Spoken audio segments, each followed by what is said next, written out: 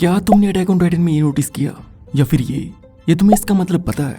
अगर नहीं तो इस वीडियो में तुम्हें अटैक ऑन टाइटन कुछ ऐसे ही 45 अमेजिंग हिडन डिटेल्स पता चलने वाले हैं। लाइक अटैक ऑन टाइटन में एन का फर्स्ट एंड लास्ट पीओवी है मिकासा। जब एन फर्स्ट एपिसोड में सो के उठता है तो यहाँ पे सबसे पहले उसे दिखती है मिकासा। यहाँ जब ऑलमोस्ट मरते मरते एन को फाउंडिंग टाइटन की पावर्स मिलती हैं तो इस टाइम पे उसे सबसे पहले दिखती है मिकासा। एंड एन का लास्ट पीओवी भी होता है Mikasa. It's always been Mikasa. And story के एंड में मिकासा को ओल्ड एज से मरते दिखाया गया है और शायद तुम्हें याद हो बट एन की मिकासा के लिए one of the main wish यही होती है कि वो एक लंबी जिंदगी जिए, जो कि एंड में हुआ भी है। नंबर 3, एनिमे में एक्चुअल रिवील से भी पहले कुछ फोरशैडोइंग्स दी जाती हैं कि एरन एक टाइटन है। फर्स्ट ऑफ ऑल तो एन का ये ड्रीम जिसमें उसका फादर उसे मिस्टीरियस सीरम से इंजेक्ट करता है। इसके बाद यहाँ बैलेंस ट्रेनिंग के टाइम जब एरन का सिर नीचे लगता है तो उसके बाद यहाँ डिनर सीन के टाइम एरन के सिर से स्टीम आ रही होती है जो कि उसकी टाइटन रीजनरेट एबिलिटी होती है। नंबर 5, अटैक ऑन टाइटन में जितनी भी ट्रायो टीम्स हैं तो उनमें से एक ना एक मारा गया है। मेन टीम में एरन मरता है और बचते हैं ermine and Mikasa. Second team में सासा मरती है और बचते हैं John and Connie. Third team में बार्नी मरता है और बचते हैं एनी एंड राइनर। और अगर बात करें ओल्डेस्ट ट्रायो यानी कि अर्विन, लिवाई एंड हांजी की तो इनमें से सिर्फ लिवाई ही बचा है। बट इन तीनों के साथ एक और चीज हुई है जो कि बाकी किसी भी ट्रायो के साथ नहीं हुई, जो कि है परमानेंट इंजरी, जिसमें अर्विन की एक आंख जाती है, हांजी की एक आंख एंड लिवाई का तो बस तुम्हें पता ही है। और हर एक लिवाई फैन ये जानता है कि लिवाई को साफ सफाई कितनी ज्यादा पसंद है, जिसका फैंस मजाक भी उड़ाते हैं। बट इसके पीछे एक्चुअल में एक सैड रीजन है, क्योंकि लिवाई का चाइल्डहुड अंडरग्राउंड सिटी में गुजरा है जहाँ पे वो कई सालों तक हमेशा धूल मिट्टी एंड अनसैनिटरी स्टेट में रहा है, जो कि मेन रीजन होता है कि बाद में लिवाई को धूल मिट्टी बिल्कुल भी अच्छी नहीं लगती। और शायद तुम्हें पता हो बट लिवाई के हिसाब से एरन क्लीनिंग में सबसे ज्यादा अच्छा है और ये हमें देखने को भी मिला है कि एरन क्लीनिंग के मामले में लिवाई से कितना ज्यादा डरता है।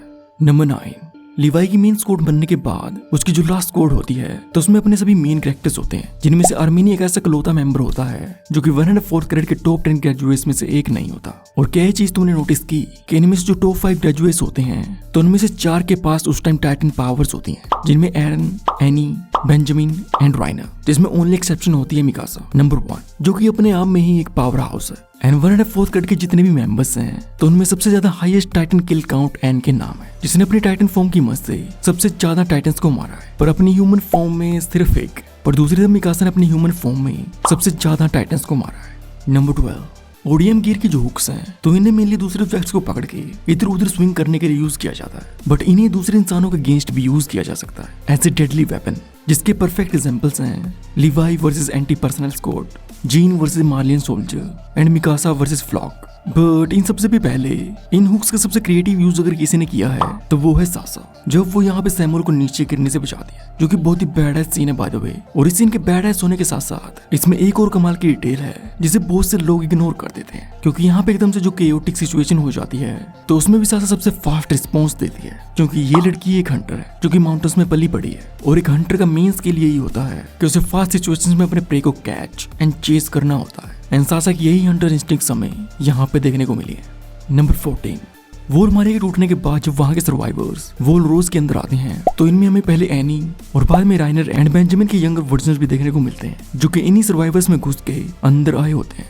नंबर 15, राइनर के साइकोलॉजिकल इश्यूज को सबको पता ही है कि कैसे उसकी पर्सनैलिटी चेंज होती रहती है। एक टाइम पे वो मार्लियन वॉरियर बन जाता है और दूसरे टाइम स्काउट सोल्जर। तो इस कंडीशन को डिसोसिएटिव आइडेंटिटी डिसऑर्डर या फिर पोस्ट ट्रॉमेटिक स्ट्रेस डिसऑर्डर कहा जाता है, जिसकी वजह से इंसान डिप्रेशन में चला जाता है और सुसाइड भी अटेम्प्ट करता है, जो कि राइनर के केस में हमें देखने को भी मिला है। नंबर 16, सीजन 1 के लास्ट एपिसोड का नाम होता है द वॉल, जिसमें हमें पता चलता है कि इन सभी वॉल्स को टाइटन्स के साथ बनाया गया है। बट इसके साथ साथ इसी एपिसोड में हमें ये भी दिखा दिया जाता है कि इन वॉल्स के अंदर टाइटन्स को किस तरीके से खड़ा किया गया है, जो कि हमें यहाँ इंटेलिजेंट के जरिए पता चलता है। और जैसे ही आपस में बाहों में बाहें डाल के खड़े होते हैं तो एग्जैक्टली ऐसे इन वॉल्स को मार्ली एंड एल्डे की हिस्ट्री बुक्स में दिखाया गया है। और ये सभी वॉल्स कोलोसल टाइटन्स के साथ बनी होती हैं, जो कि सभी सेम हाइट के होते हैं। बट अगर तुमने नोटिस किया हो कि बार्नी का कोलोसल टाइटन इन वॉल्स से ऊंचा होता है, जिसको होना चाहिए था इन वॉल्स के बराबर ही, तो वैसा इसलिए है क्योंकि ये टाइटन सिंपली ऐसे ही सीधे खड़े नहीं होते, बल्कि इन्हें ग्राउंड में डीप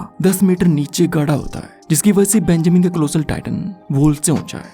नंबर 18, जो कुछ ग्रीसा के फादर ने उसके साथ किया था तो बाद में वैसा ही सेम उसने अपने बेटे के साथ रिपीट किया है, जो कि उसे रियलाइज भी नहीं होता। लाइक फादर लाइक सन। और जब हमें जीक के चाइल्डहुड को दिखाते हैं तो उस टाइम जीक एक लॉन्ग आर्म मंकी टॉय से खेल रहा होता है, जो कि उसकी इवेंचुअल बीस्ट टाइटन फॉर्म को फोरशैडो करता है। और इसके साथ यहीं पे एक हॉर्स एंड 2 सोल्जर टॉयज नीचे पड़े होते हैं, जो कि आई थिंक सिगांशिना बैटल के दौरान हुए स्काउट मैसेकर को रिप्रेजेंट करता है। नंबर 20, ग्रीसा अपने सेकंड बेटे एरन का नाम एरन क्रूगर के नाम पे रखता है, जिससे कि उसको टाइटन पावर्स मिली होती हैं। और फिर सालों बाद जब एरन मार्ली में भेस बदल के घुसता है तो वहां पे अपना फेक नेम क्रूगर यूज करता है। नंबर 21, एपिसोड 1 में जब एरन अपने डैड को कहता है कि वो क्यों एक स्काउट बन के वॉल्स के बाहर जाना चाहता है, तो ग्रीसा की रिएक्शन एकदम से बदल जाती है, क्योंकि ऐसी सिमिलर लाइंस क्रूगर ने उसे यहाँ पे बोली थी जब वो उसे इनहेरिटर बनने के लिए कन्विंस करता है। नंबर 22, अटैक ऑन टाइटन में शुरू से लेकर एंड तक हमें बर्ड्स देखने को मिले हैं, जो कि एक्चुअली में फ्रीडम को रिप्रेजेंट करते हैं कि कैसे वो उड़ के कहीं भी जा सकते हैं, जिसके पीछे एंड की पूरी स्टोरी है, जिसके एंड में अर्मिन एंड एरन ने मिलके एग्जैक्ट उसी हिस्ट्री को रिपीट किया है जैसे कि Tybur family and king Fritz ने मिलकर किया था, जिसमें टाइबर फैमिली हीरो बनती है और किंग फ्रीज एक डेविल। सिमिलरली एंड में एरन डेविल बनता है और उसको मार के अर्मिन हीरो। नंबर 24, सीजन 1 के एपिसोड 7 में मार्को की डेथ के दो बहुत ही क्लेवर हिंट दिए गए थे, जिसमें सबसे पहले जब वो यहाँ पे अपने फेस पे हाथ रखता है और ये मूवमेंट एपिसोड के बीचों बीच होती है एग्जैक्टली 11 मिनट 33 सेकंड पे, जैसा कि एंड में मार्को का फेस होता है। इसके साथ साथ इसी एपिसोड में ही Marco Annie, Reiner and Barney से कहता है, I've come to accept my pending demise. I just wanted my death to mean something. कि एटलीस्ट मेरी मौत के पीछे एक अच्छा रीजन हो। और एंड में मार्को बिल्कुल मीनिंगलेस तरीके से मरता है, जिसमें किसी को भी पता नहीं होता कि वो कैसे और क्यों मरा। और यहाँ जब मार्को की डेड बॉडी को दिखाते हैं तो मे बी ये तुमने नोटिस किया हो, बट इस एग्जैक्ट सीन को हमें मार्को के पॉइंट ऑफ व्यू से दिखाया जाता है, जो कि एक्यूरेटली बताऊं तो कुछ ऐसा होगा। एंड बैटल ऑफ ट्रोस्ट के बाद एनी किसी को देख के सॉरी बोल रही होती है, I'm sorry, जो कि एक्चुअल में ये मार्को के बारे में सोचते हुए बोलती है।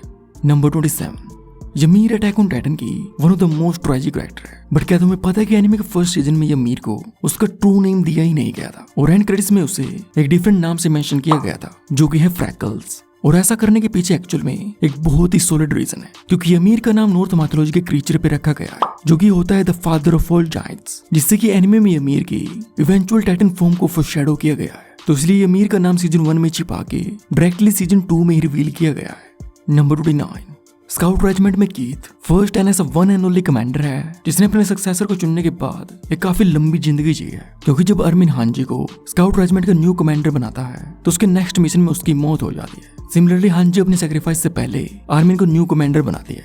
नंबर 30, कुछ एल्डिन आर्टवर्क्स में फाउंडिंग टाइटन को एक वॉर हॉर्न के साथ दिखाया गया है, जो कि आर्टिस्टिक रिप्रेजेंटेशन है स्क्रीम का, जिससे फाउंडिंग टाइटन की पावर्स एक्टिवेट होती हैं। नंबर 31, यहाँ पे इस रनिंग के टाइम जब अर्मिन सबसे पीछे रह जाता है तो उस टाइम राइनर उसकी हेल्प करता है, जो कि बिल्कुल भी रैंडम नहीं होता, क्योंकि राइनर की वॉरियर ट्रेनिंग के टाइम ये भी सबसे पीछे ही रहता था विदाउट एनी हेल्प। तो इसलिए राइनर को पता है कि सबसे पीछे रहने में कैसा फील होता है। नंबर 32, इस सीन में अर्मिन याद करते हुए कहता है कि वो जब भी एरन एंड मिक्सा के साथ रेस लगाता था तो वो इस पेड़ के पास सबसे लास्ट में पहुंचता था, जिसमें हमेशा पहले नंबर पे एरन और दूसरे पे मिक्सा ही होती थी, जिस एग्जैक्ट ऑर्डर में इन तीनों की डेथ हुई है, जिनमें सबसे पहले Eren, then Mikasa and last is Armin. Number 33, यहाँ पोर्ट पे चलते हुए एरन को जो प्रेग्नेंट लेडी दिखती है तो एंड में रंबलिंग के टाइम यही सेम लेडी होती है जो कि अपने बेबी को बचाते हुए मारी जाती है। नंबर 34, इस सीन में जब लिवाई एंड हांजी इस बंदे को टॉर्चर करते हैं तो उस टाइम ये कई लोगों को मेंशन करता है, जिनमें एक टीचर जो कि होता है अर्मिन का डैड, एक कपल जो कि एयर बलून में उड़ने की कोशिश करते हैं, तो ये होते हैं अर्मिन के पेरेंट्स। नेक्स्ट हिस्टोरिया की मोम को भी दिखाया जाता है, इसके सामने हिस्टोरिया भी खड़ी होती है। नंबर 35, इनहेरिटर्स जब भी फर्स्ट टाइम टाइटन में ट्रांसफॉर्म होते हैं तो वो अपने कंट्रोल में नहीं रहते, जो कि हमें फर्स्ट टाइम एन के साथ देखने को मिलता है जब वो मिकासा पे अटैक करता है। इसके बाद सेकंड टाइम फाल्को के साथ भी देखने को मिलता है, बट बार्नी ऐसा one of the main inheritor है जिसने अपने फर्स्ट टाइम में ही कोलोसल टाइटन पे कंट्रोल कर लिया था, और यही one of the main reason है जिसकी वजह से मार्लियंस ने बेंजामिन को अपने one of the most powerful titan के लिए चुना था।